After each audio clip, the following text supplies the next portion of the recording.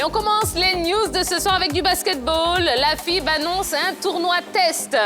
Pour mieux préparer l'exercice 2020-2021, la Fédération ivoirienne de basketball a décidé d'organiser un tournoi les 9, 10 et 11 octobre au Palais des Sports de Treichville. 8 équipes participeront à ce tournoi fédéral. Il s'agit de l'ABC, du CSA, du CEWE et Biafra chez les hommes, et de l'ABC, du CSA Treichville, de NCA et d'Élite 3A chez les dames. Ces équipes seront soumises au test de Covid-19 avant le début de la compétition. Au-delà du spectacle, ce tournoi permettra à la FIB d'évaluer sa capacité à organiser ses compétitions en situation de coronavirus. C'est toujours en basket NBA, Los Angeles et Miami en finale.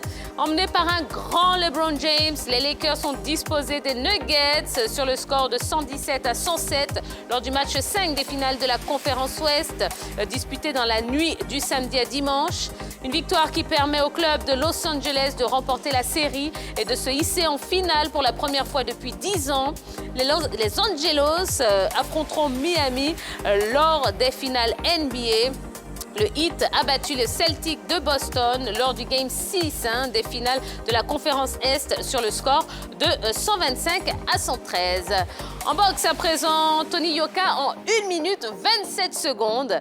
Et oui, Tony Yoka a terrassé Johan Diopas vendredi par KO en 1 minute et 27 secondes. Yoka a démarré très fort, imposant sa puissance d'entrée avant de faire tomber son adversaire sur une succession de droites. Après 363 jours sans être monté sur le ring, le champion olympique 2016 a réussi son retour. Tony Yoka est désormais invaincu en 8 matchs, 8 combats, dont 7 victoires avant la limite. Du handball à présent, Côte d'Ivoire, la fédération enregistre un déficit. La Fédération ivoirienne de hand a tenu son assemblée générale ordinaire 2019 le samedi 26 septembre 2020 au Palais des Sports de Treichville. Le bilan financier dressé par le président Aboubacar Karaboué affiche un déficit de 2 457 672 francs CFA. Le bilan moral a permis de constater que la FIHB a organisé normalement ses différentes activités en dépit de quelques difficultés liées à la disponibilité des salles et à la mauvaise organisation du championnat de 2e division. En revanche, aucune date n'a été arrêtée pour le démarrage de la nouvelle saison. Et puis en football, ASEC Africa pour inaugurer Ebempe. ASEC Africa, c'est l'affiche qui va consacrer l'inauguration du stade olympique d'Ebempe le 3 octobre prochain en présence du président de la République. Selon le courrier transmis aux 2 formations, la rencontre se jouera à partir de 17h.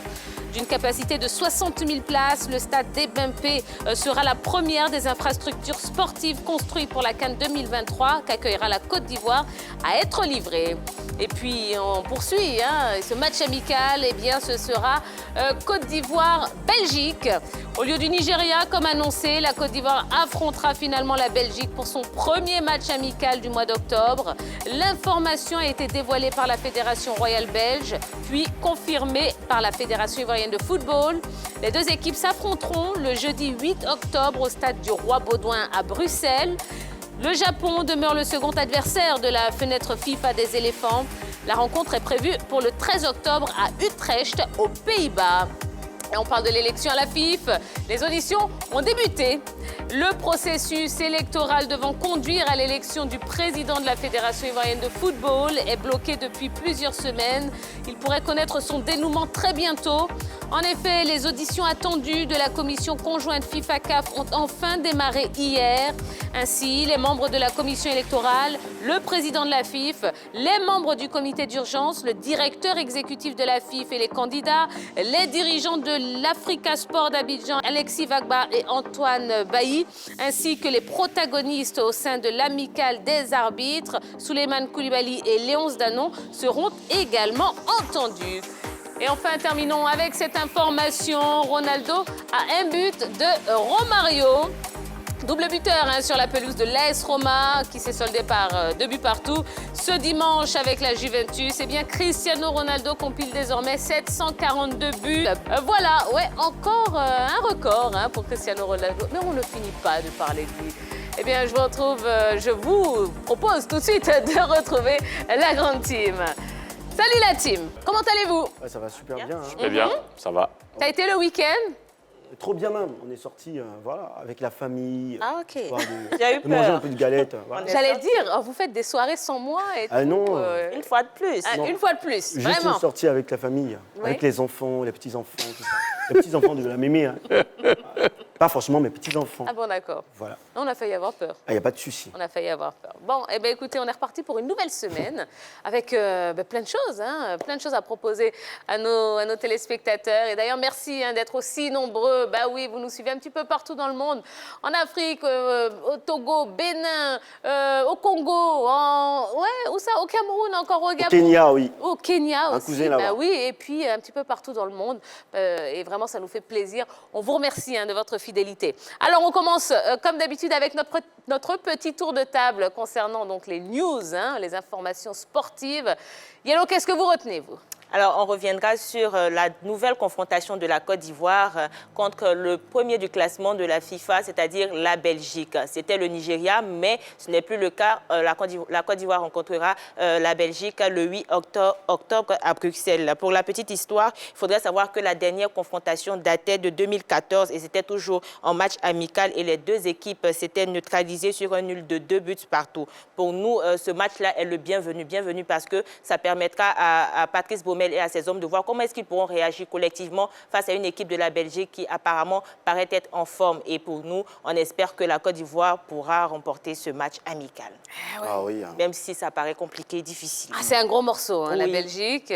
Ils sont numéro 1. Mais ça nous arrangera aussi dans le classement de la FIFA parce que plus on rencontre de gros morceaux, ça nous arrange, ça nous avantage dans le classement de la FIFA également. Quand on les rencontre, on doit les battre. On aura des points, on aura beaucoup de points. Si on fait le bon Ouais, résultat. si on fait de bons résultats. Ah, d'accord. Et on rappelle hein, que la Côte d'Ivoire est 60e, 60e. Ouais, au classement FIFA. Donc, Et 12e africain. Oui, et 12e africain. Donc, c'est l'occasion hein, de grappiller quelques places. Ah, c'est difficile. Exactement. Maintenant, si on perd, qu'est-ce qu'on devient? Ah, bonne question, Jojo. Bon, on Mais espère ne pas faire dans tous les cas, c'est déjà très bon de jouer ce genre d'équipe-là. Parce que c'est la Belgique. Ça va nous permettre, comme dit Yellow, de voir un peu ce qu'on vaut.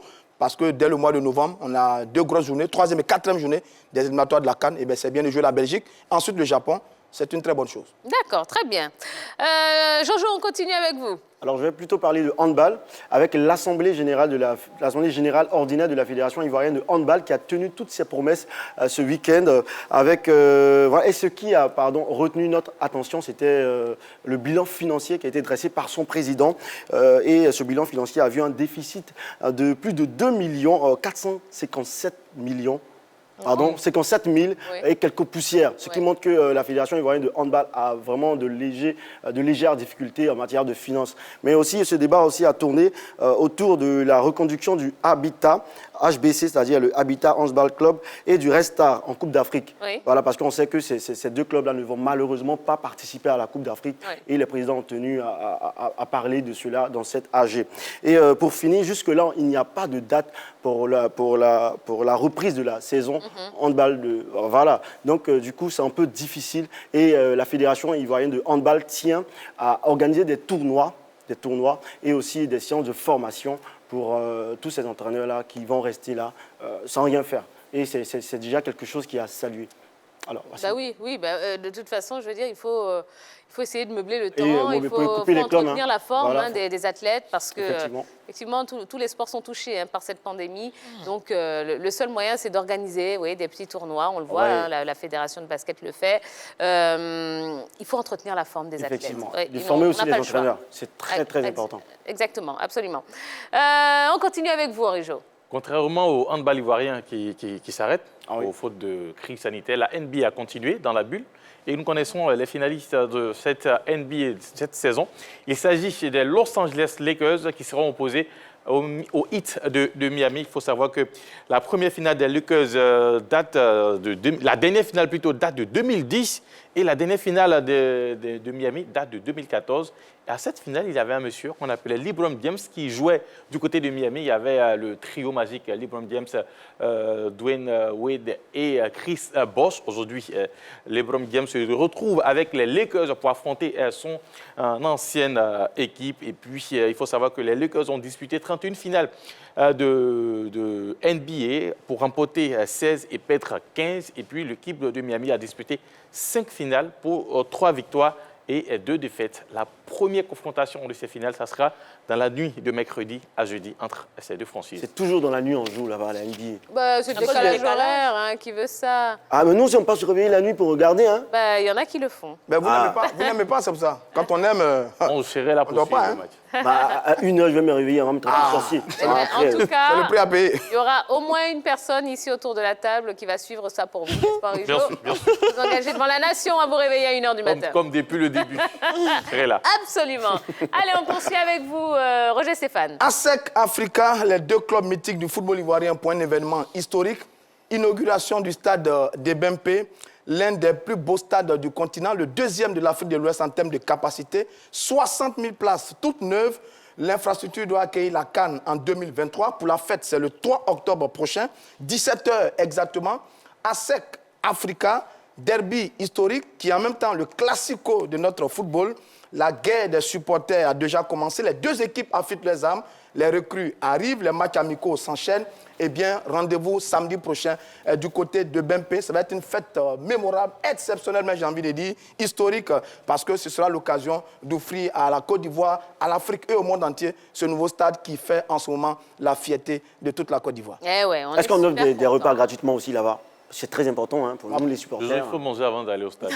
C'est mieux. On va poser la question au ministère, à l'ONS et à la Fédération ivoirienne de Ouais, football. c'est très important. Pensez à celui-là aussi, hein. Offrir de la nourriture gratuitement. C'est pas pour leur nous rôle. autres, Bon, soyez juste prévoyants. Ah, d'accord, il n'y a pas D'accord. de souci. Voilà, très bien. Ben voilà, un petit peu ce qu'on pouvait vous apporter comme complément d'information concernant tout ce qui s'est passé ce week-end. On va entrer dans le vif du sujet et c'est parti pour la saga des pros.